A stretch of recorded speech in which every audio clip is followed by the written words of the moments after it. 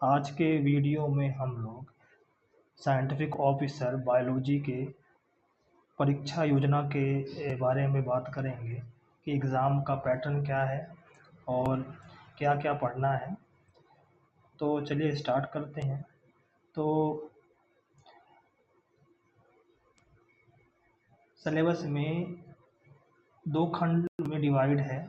खंड आ में है सामान्य अध्ययन और खंड ब में है जीव विज्ञान का सिलेबस। जो सामान्य अध्ययन है उसमें जो प्रश्नों की संख्या है 50 है और टोटल 150 नंबर का पूर्णांक है। खंडवा जीव विज्ञान है जिसमें टोटल 100 क्वेश्चन रहेंगे और 300 नंबर का पूर्णांक रहेगा।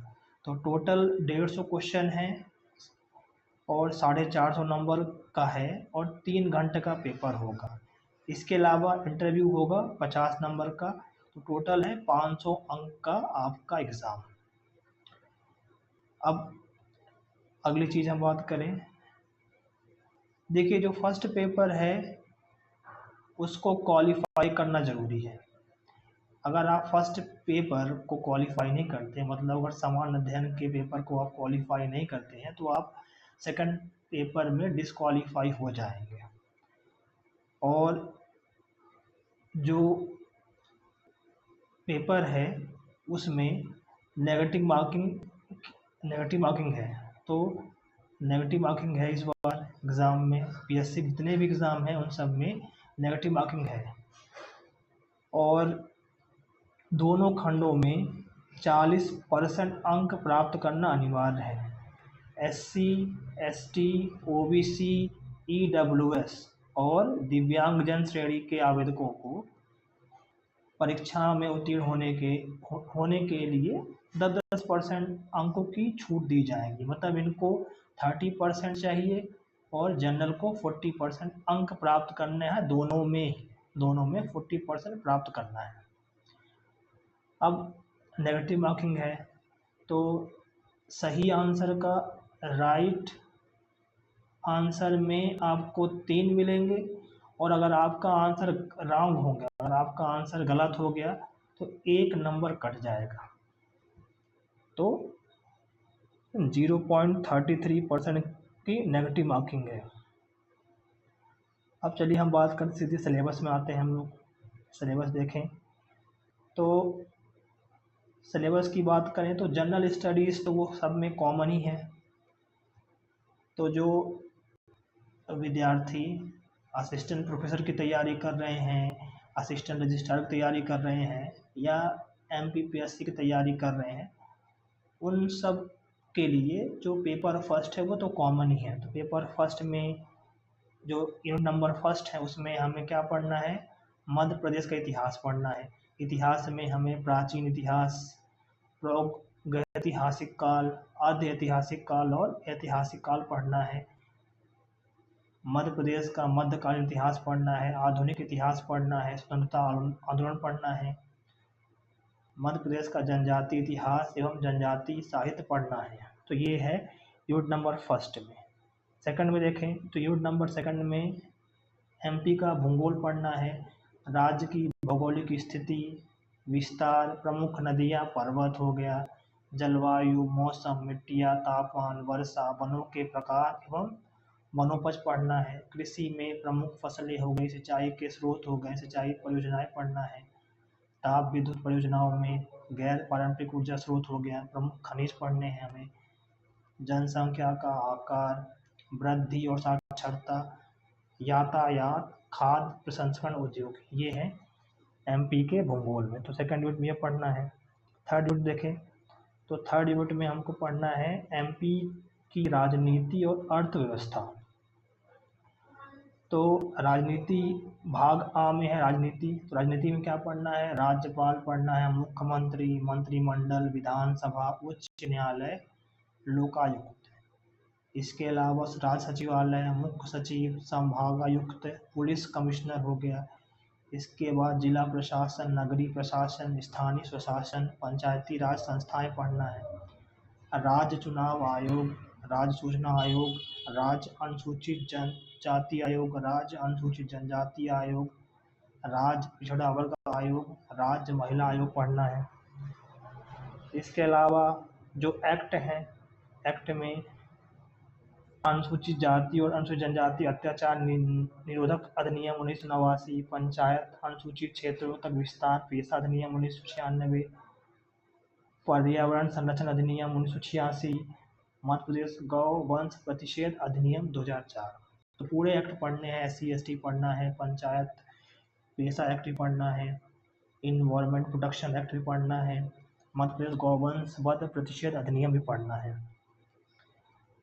भाग बाद देखें यूनिट 3 में, तो उसमें पढ़ना अर्थव्यवस्था। तो अर्थव्यवस्था में मध्य प्रदेश की अर्थव्यवस्था का अवलोकन, कृषि एवं ग्रामीण विकास की स्थिति, औद्योगिक एवं आधारभूत ढांचों की संरचना का विकास, शिक्षा, स्वास्थ्य और कौशल विकास की स्थिति, सतत विकास लक्ष्य, व्यावसायिक सुगमता एवं बहुआयामी गरीबी सूचकांक में MP की स्थिति। अगला देखिए यूनिट, तो यूनिट नंबर 4 में पढ़ना है हमको MP की जनजातियाँ, उनकी विरासत, लोक संस्कृति और लोक साहित्य MP के विशेष संदर्भ में। तो क्या क्या पढ़ना है, तो मध्य प्रदेश में जनजातियों का भौगोलिक विस्तार, जनजातियों संबंधित संवैधानिक प्रावधान, मध्य प्रदेश की प्रमुख जनजातियाँ एवं विशेष पिछड़ी जनजातियाँ, जनजातियों के कल्याण के लिए योजनाएं, मध्य प्रदेश की जनजाति संस्कृति, परंपराएं, विशिष्ट कलाएं, त्योहार, उत्सव, भाषा, बोली और साहित्य। इसके अलावा मध्य प्रदेश की जनजातियों का भारत के स्वतंत्रता आंदोलन में योगदान और एवं राज्य के प्रमुख जनजाति व्यक्तित्व, मध्य प्रदेश में जनजातियों से संबंधित प्रमुख संस्थान, संग्रहालय, प्रकाशन आदि, मध्य प्रदेश की लोक संस्कृति एवं लोक साहित्य। और अंतिम यूनिट में क्या पढ़ना है हमको, तो अंतिम यूनिट पढ़ना है, ये करंट अफेयर्स का यूनिट है। तो अंतर्राष्ट्रीय, राष्ट्रीय व मध्य प्रदेश की महत्वपूर्ण समसामयिक घटनाएं तथा सूचना एवं संचार प्रौद्योगिकी। तो इसमें पढ़ना है हमको महत्वपूर्ण अंतर्राष्ट्रीय एवं राष्ट्रीय समसामयिक घटनाएं, मध्य प्रदेश की महत्वपूर्ण समसामयिक घटनाएं एवं प्रमुख जन कल्याणकारी योजनाएं, MP के चर्चित व्यक्तित्व एवं महत्वपूर्ण स्थान, कंप्यूटर सूचना एवं संचार प्रौद्योगिकी, E-गवर्नेंस पढ़ना है, AI पढ़ना है, मशीन लर्निंग पढ़नी है, क्लाउड कंप्यूटिंग पढ़ना है, डेटा साइंस पढ़ना है और इंटरनेट ऑफ थिंग्स का आधारभूत ज्ञान। तो ये तो हो गया MP के। तो MP के 50 क्वेश्चन हैं। अब हम देखते हैं बायोलॉजी का क्या पाठ्यक्रम है। तो क्या क्या है, तो हिंदी में अगर हम देखें, आप हिंदी में पढ़ लेना, अंग्रेजी में पढ़ लेना। तो यूनिट नंबर 1 में क्या क्या है, तो हम इंग्लिश में ही देखते हैं, सिलेबस देखते हैं इसका, इंग्लिश वाला सिलेबस देखते हैं। तो इंग्लिश का सिलेबस देखते हैं हम। तो यूनिट नंबर 1 में क्या है, फंडामेंटल ऑफ फॉरेंसिक साइंस।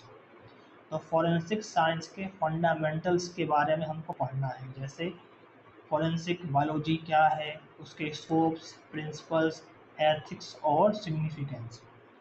इसके अलावा प्रोकैरियोटिक और यूकैरियोटिक ऑर्गेनिज्म के बारे में, कोशिका संरचना, माइक्रोबियल डाइवर्सिटी, वायरस हो गया, बैक्टीरिया हो गया, प्रियॉन, ये सब पढ़ना है। इसके अलावा ओवरव्यू है ह्यूमन स्केलेटल सिस्टम का, स्किन का, एपिथेलियल सेल्स का, spermatozoa, leucocytes, nails, hairs and fibres, pollens, spores, dendrochronology, forensic entomology. इसके अलावा हमको पढ़ना है बायोलॉजिकल एविडेंस, जैसे ब्लड का, सीमेन का, सलाइवा का, टिश्यू का, बोन का, टीथ का, यूरिन का, faeces, vaginal secretion, blowfly, microbes, fungi और insect involve in the decomposition of body.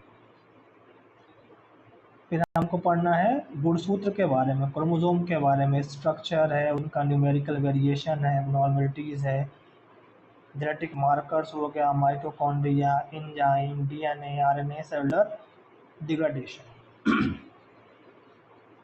और 100 क्वेश्चन हैं। तो में भी हर यूनिट से 20 क्वेश्चन रहेंगे। यूनिट नंबर सेकंड देखें तो ये है फॉरेंसिक मॉलिक्यूलर बायोलॉजी और डीएनए टेक्नोलॉजी से। इसमें हमको पढ़ना है ह्यूमन जेनेटिक्स के बारे में, हेरिडिटरी डिसऑर्डर्स के बारे में, डीएनए प्रोफाइलिंग हो गया, डीएनए आइसोलेशन के कैसे किया जाता है, डीएनए का आइसोलेशन हो गया, प्यूरिफिकेशन हो गया, क्वांटिफिकेशन हो गया, इन सब की टेक्निक्स। पीसीआर के बारे में पढ़ना है, उसके वेरिएंट्स जैसे multiplex, real time PCR, qPCR, ARMS और डीएनए सीक्वेंसिंग। इसके अलावा पढ़ना है माइटोकॉन्ड्रियल डीएनए एनालिसिस और साइटोप्लाज्मिक इनहेरिटेंस। इसके अलावा पढ़ना हमको SNP analysis, SSCP, DGGA and STR analysis. इसके अलावा पढ़ना है molecular diagnostic for pathogen and disease detection in forensic cases. Unit number third में देखें क्या है, तो थर्ड यूनिट हमको पढ़ना है फॉरेंसिक सीरोलॉजी और इम्यूनोटेक्नोलॉजी। इसमें हमको पढ़ना है blood group system, A B O R H और Bombay phenotype, antigen antibody reactions के बारे में पढ़ना है, एलिजा, इम्यूनोडिफ्यूजन, इम्यूनो इलेक्ट्रोफोरेसिस। इसके अलावा डिटेक्शन ऑफ बायोलॉजिकल ब्लड और semen, microscopy of hair, epidermal cells, DNA profiling, STR analysis, serology और माइक्रोफ्लोरा। इसके अलावा पढ़ना है cellular degradation of tissues and organ, forensic application of vaccines and antibodies, diagnostic kits.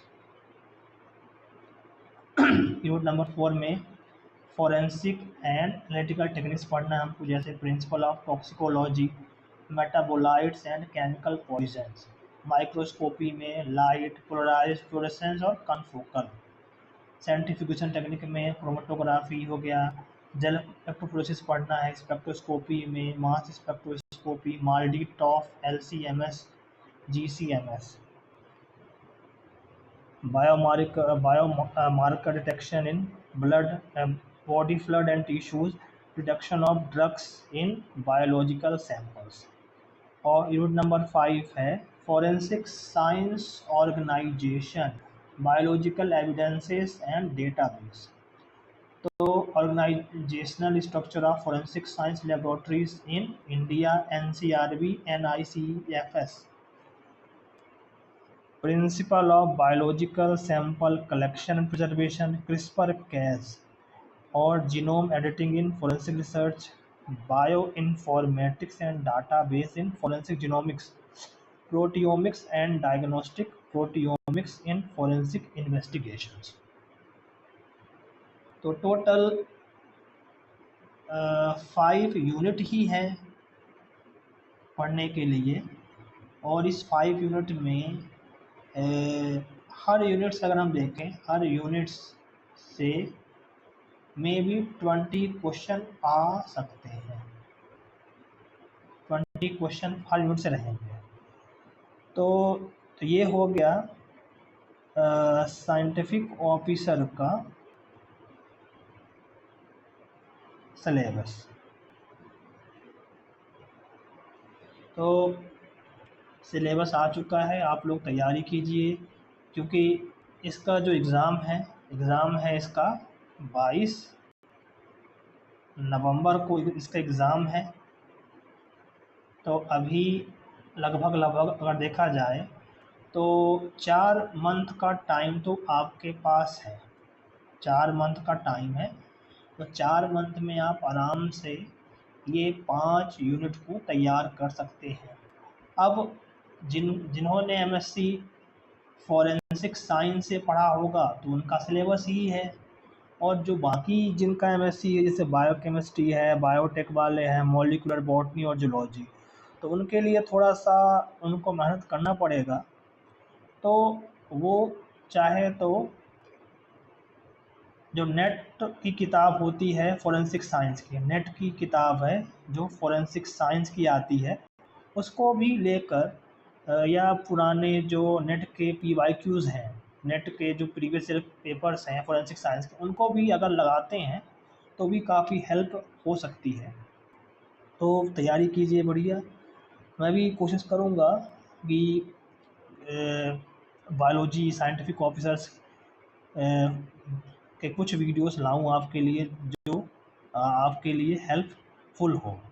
तो अगर वीडियो अच्छा लगा हो तो वीडियो को लाइक कीजिए, चैनल को सब्सक्राइब कीजिए, और मैं जल्द ही MPPSC असिस्टेंट प्रोफेसर बॉटनी के प्रैक्टिस प्रैक्टिस पेपर्स करवाऊँगा, जो कि आपके लिए काफ़ी हेल्पफुल होगा। उस वीडियोस में जो जितने भी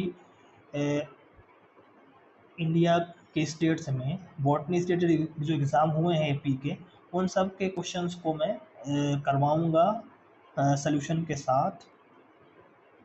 तो थैंक यू वेरी मच।